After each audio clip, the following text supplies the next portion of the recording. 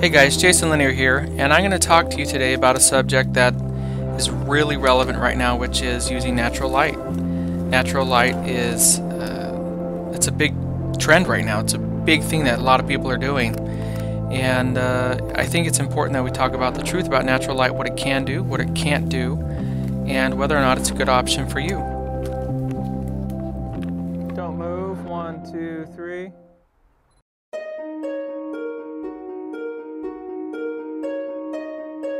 What you're watching is footage from a training session that I did in Vancouver, Canada, and I'm training the attendees on the differences between natural light and flash.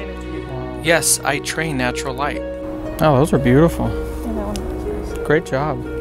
I've said for the longest time, and I will continue to say, that the most beautiful light is natural light. That's crazy. In fact, when I do use artificial light, a lot of the time I'm trying to mimic the look and feel of using natural light. Yes. Maddie, I really appreciate you fighting the trees for me. I'm going to continue to share more of this amazing shoot with Maddie in the woods of Vancouver. But right now, let's get on to talking about the truths of using natural light photography.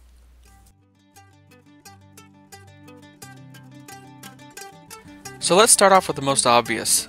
Shooting natural light photography is the most cost-effective way to shoot. You don't need lights. Lots of natural light photographers don't even use reflectors or diffusers.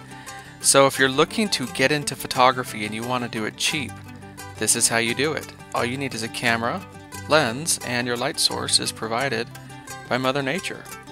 So truth number one is, it is the most cost-effective way to go, and it's the way most people break into photography.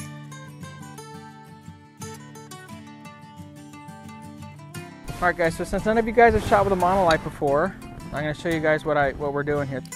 As someone who teaches a lot of natural light photographers how to use alternative lighting, I can tell you one of the things that strikes most photographers, myself included, is the additional prep time and packing up, hauling gear, taking it out to the site, setting up, breaking down.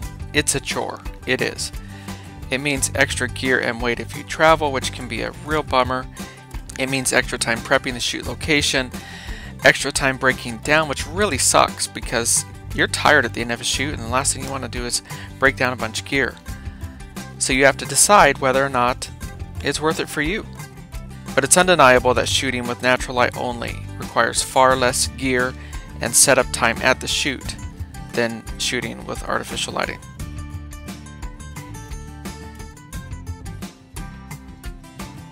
For someone like me who's well known for using LED lighting, flash, off-camera flash, pretty much any kind of artificial lighting that you can get your hands on, I think it's very important for me to say that all photographers should master natural lighting.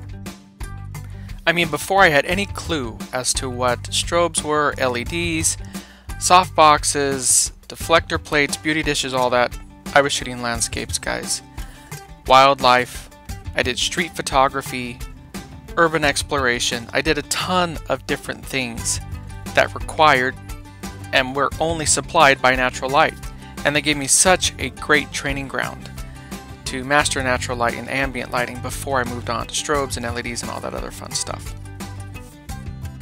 If you want to be a master of light, if you want to be able to control the environment, if you want to be able to pretty much do whatever you want, photographically speaking, you have to master natural light. It is the foundation. My Master of Lighting workshops start with natural light because my students need to have that foundation before we move on to flash, LEDs, or anything else. Some of my best known work is actually stuff from using natural light, and I think that it's very important that photographers understand that. And once they do, they can move on to mastering other types of lighting and truly become a very well-rounded photographer.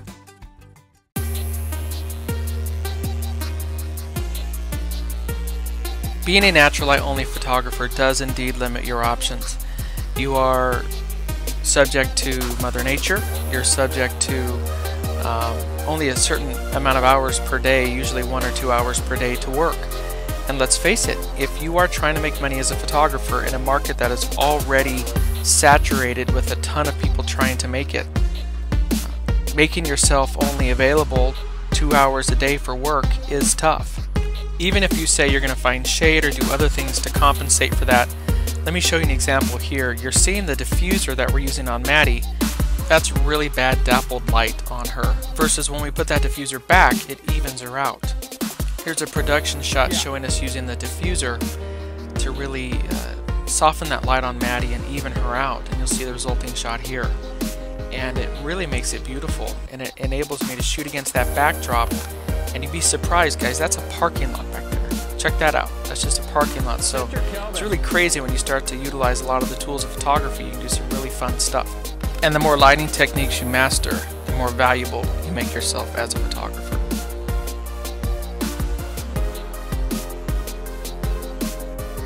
So a natural light only photographer may indeed save time on the day of the shoot. They're not setting up C-stands and lights and softboxes and everything else.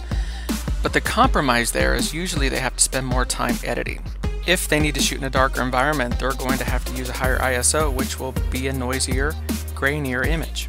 If they shoot in a bright environment, they're going to expose for their subject's face, which will completely blow out the background, because they are not supplying any light into the composition.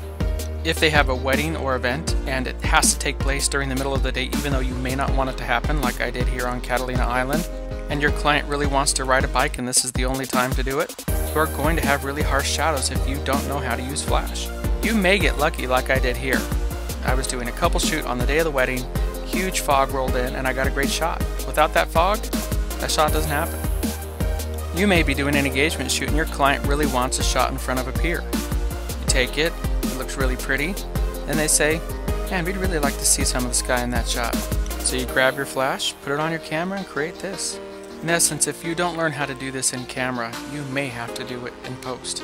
And there are some things you simply cannot do in post that you can do in camera. You'll have to watch your skin tones when you're shooting at less than optimal times, because sometimes the skin will take on the most predominant color in the image. But the 2 hours of the day where natural light is at its best, there's really nothing better, like you see in this image here. Just gorgeous. In our industry, time is money, and I wanted to get to a point where I could get the skies I wanted, the images I wanted, without having to spend too much time in post. I went from spending 10 to 15 hours on a wedding edit to 3 to 4 hours. Less time editing means more time marketing my business, finding my clients, making more money, buying more gear, and living my dreams.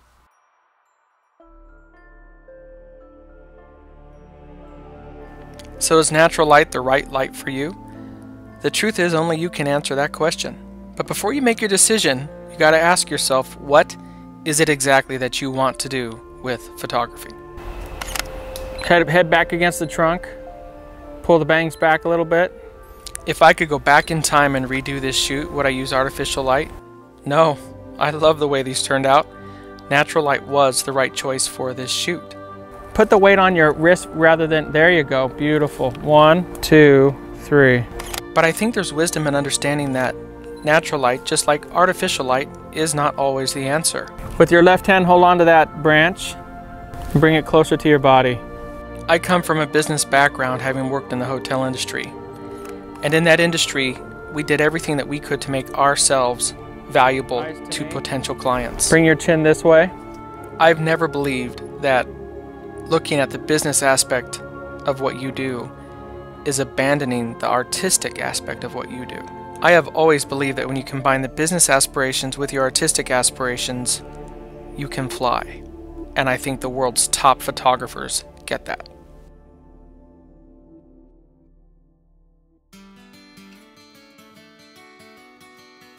So that leads us to truth number 7. How valuable do you want to be? Be truthful with yourself, guys. We're not talking about your value as a human being, as a photographer, or as an artist. We're talking about your value to the marketplace out there.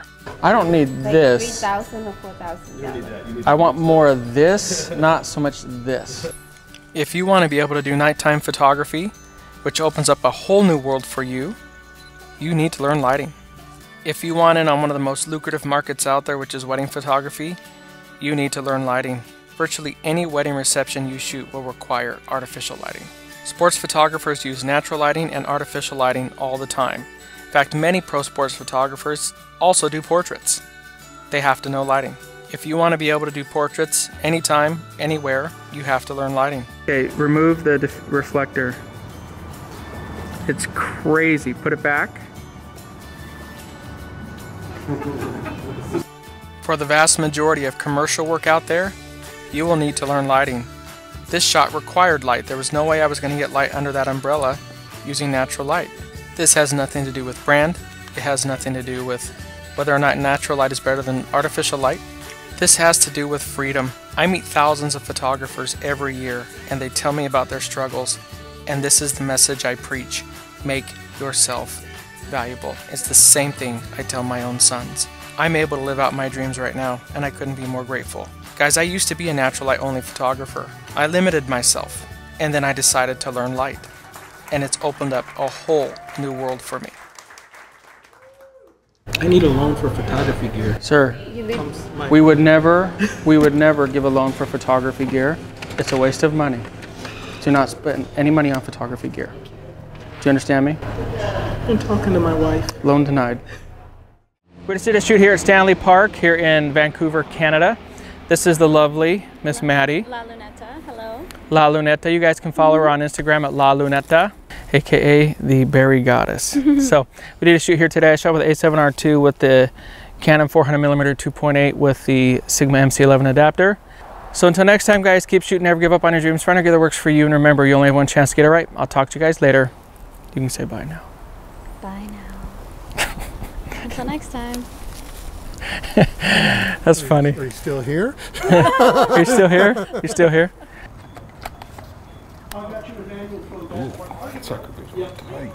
That's how you know it's sealed. Yeah. You guys still here? Hello? Talking to you. Hey guys, if you want to learn online with me, go to patreon.com/JasonLanier and you will be able to continue this craziness online from anywhere on planet Earth with me. If you want to join me live, go to jasonlanier.com/workshops and you'll get to see me in my full glory live and in person, guys. I think there's a smudge on there. Is that it?